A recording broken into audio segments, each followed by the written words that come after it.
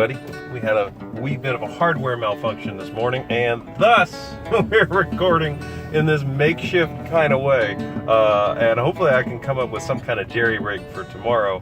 But until I can get a replacement on the hardware, the videos may look a little weird. But hopefully the replacement will be an upgrade. So really quickly today, we were going through and talking about, we didn't actually do it, but we were talking about taking the Christmas decorations down. Problem is we can't take the Christmas decorations down until we have a place to put them, and we won't have a place to put them until the closet gets cleaned out. The closet, just as over the past few years, has become a mess. And so now there's kind of no way until we clean it out to get to anything without playing this ridiculous game of Tetris. So I'm trying to avoid that. By just saying, let's clean the whole thing out, and that way things don't go missing or get lost or get really ugly or destroyed. With that, I was thinking, a lot of people, I don't know, do you take the practical time to really consider what it takes to clean a house?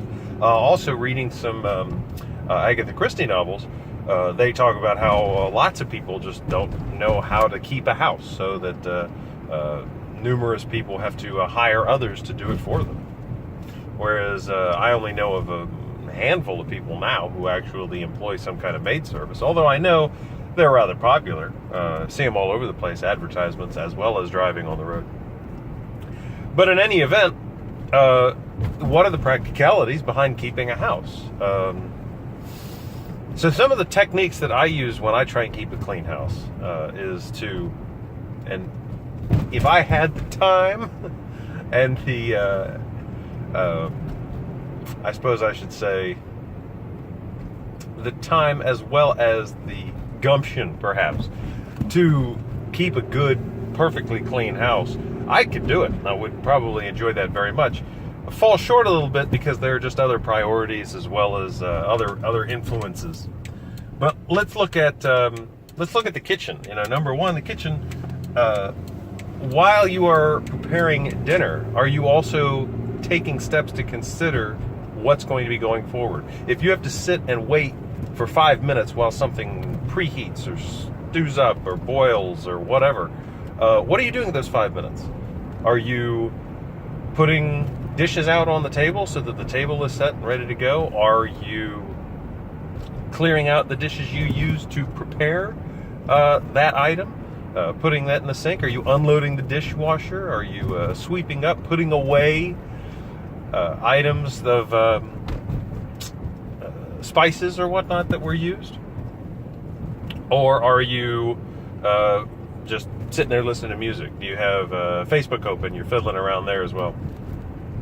Doesn't matter. It's just you could use those 5 minutes to do something practical so that when the meal is ready, maybe you only have 1 or 2 dishes that actually need to be cleaned.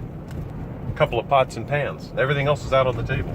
Then when it's time to actually, clean up, are you running the dishwasher in such a way that it's always empty when you go into dinner? Or there's enough room in there that you can finish it up and start running it right away? Then when the dishwasher empties, or when the dishwasher is done washing the dishes, are you cleaning them up right away? I was hoping I might have a little more practical insight for you here, but I don't think I'm bringing anything new to the table. What about just cleaning up? All right, let's say you got a really messy house in general. How do you go about cleaning the whole thing? You say, I'm getting up early, I'm going to clean the whole thing top to bottom.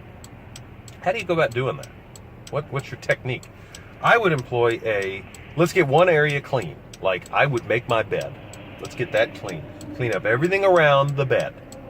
And then, let's just go through the house and pick up all the stuff that I just don't know where it goes and put it on the bed.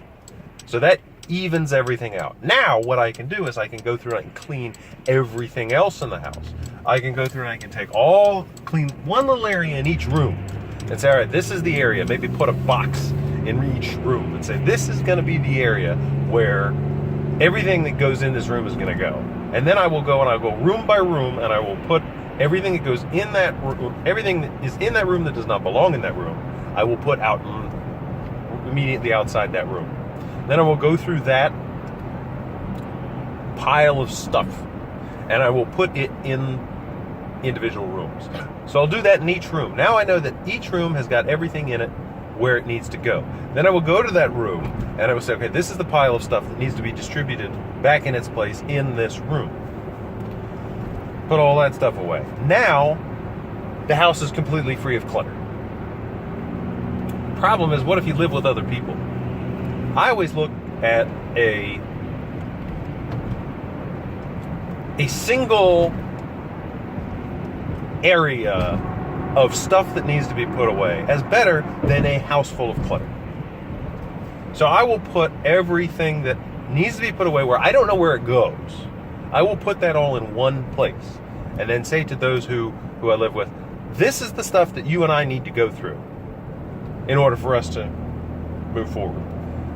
Good idea to warn that person that this is what you're going to do. That way they don't come home to, but where is my recipe for something, something? You know, where is the letter that I needed to mail to place?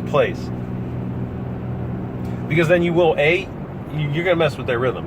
And then B, they might not have any desire to go through that stuff that night. So always warn them. Say, all right, here's what's happening.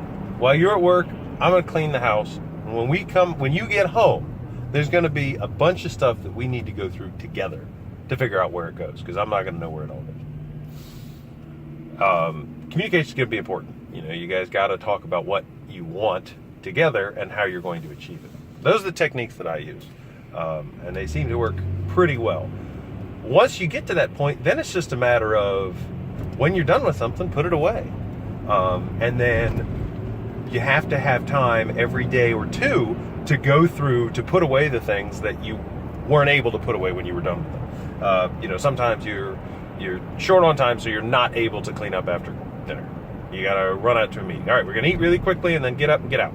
Okay, you can't take the 20 minutes that it takes to actually clean up the kitchen in its entirety. So, you're going to need to do that later. And for me, having a clean house is much better because two reasons. Number one, when I get home, I've got stuff that needs to be distributed. And I'm not looking for where I need to take that stuff. The stuff that I need to be distributed can go boom, right on the common area. I can throw it, right on the couch, right on the dining room table, right on the coffee table, wherever you have room, I can just put it right there. And then I can go and change my clothes, prep whatever needs to be prepped in the house. Take 5 minutes to acclimate myself to being home, and then go through and say, all right, this is going here, and this is going here, and this is going here. And I know I have that visual cue of dining room table is completely clear. That is my cue to relax, because now I know that everything that I need to take care of is taken care of. So to me, that's why I prefer having a nice clean house. What do you think? What are your techniques? What do you do to keep clean? Do you use a maid service? If you do, which one do you like? I want to hear about it. And in any event, have a nice day. And I hope that maybe that angle's better. Tell me, what do you think of this camera angle? We'll try this one for a while until I get that new hardware.